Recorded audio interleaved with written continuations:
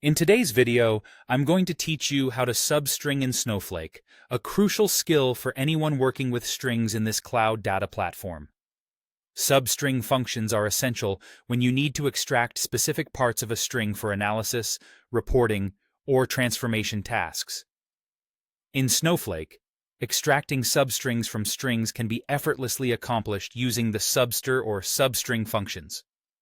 Both functions serve the same purpose, allowing you to specify where in the string you want your substring to start, and, optionally, how long it should be.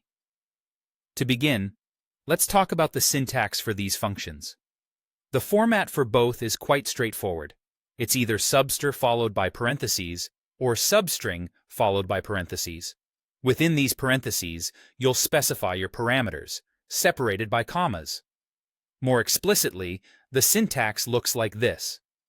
Substr and substring both take in a string, a start position, and an optional length. Let's break this down a bit further.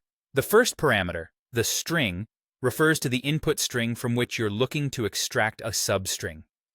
This is the foundational piece of your function, as this string contains the data you want to refine or analyze. Following the string, the start position is where the magic happens. It indicates the starting point for the extraction using a 1-based index.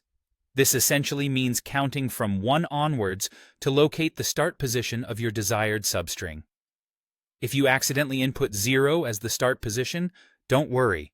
Snowflake will default this to 1, beginning your extraction at the very first character in the string. Additionally, if you give a negative number here, Snowflake presents a handy feature. It'll start counting from the end of the string. Lastly, there's the length parameter. This is not mandatory but quite useful.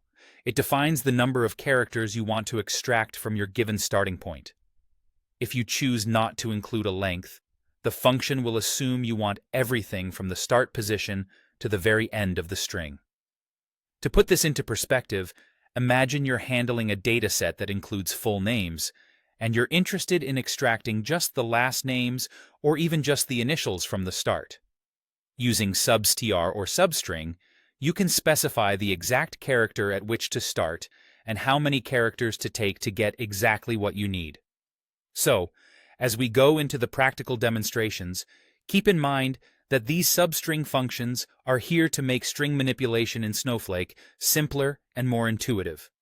We'll take these principles and apply them with real examples, ensuring you can confidently incorporate them into your data management toolkit. Stay tuned as we delve deeper into practical applications and show you how to utilize these functions efficiently in your Snowflake environment.